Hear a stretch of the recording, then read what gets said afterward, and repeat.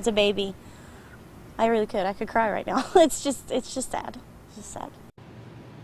And more tonight. A couple in Greenville arrested for child abuse after their baby was found with a skull fracture and bruises. That baby is 5 months old now and is now in protective custody of a relative. The mother and the father were arrested by Greenville police. The department arrested them on Monday. 7 News reporter Kirsten Glavin is joining us live in the 7 on Main studio downtown with all the details on this case. Kirsten. Well, Amy, any harm to a child is obviously a very sensitive subject for a lot of parents out there. But this really struck a chord with many people we spoke with today because the infant was 5 months old and relies solely on parents for protection.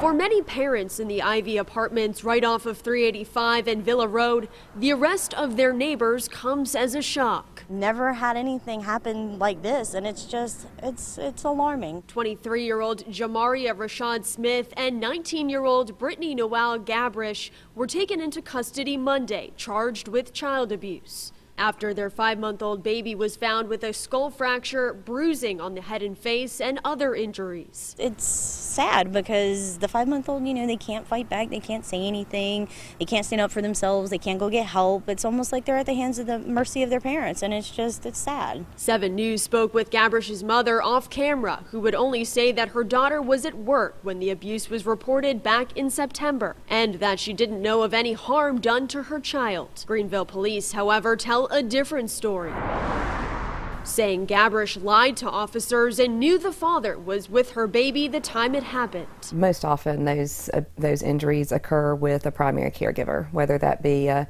mother, a father. Shauna Galloway Williams is the executive director of the Julie Valentine Center in Greenville, a nonprofit that helps child abuse victims and their families. She says these types of serious injuries can have long-lasting effects on a child. It can impact their vision, their hearing. And head trauma on an infant like a skull fracture is hardly ever caused by accident. That takes a lot of force and a lot of impact to create those types of injuries.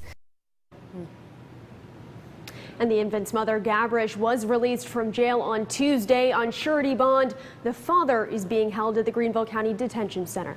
Live in the 7 on Main studio in downtown Greenville tonight, I'm Kirsten Glavin, 7 News. Kirsten, thank you. Now, 7 News did reach out to the mother's attorney tonight to ask some questions, but he did not want to comment. Deputies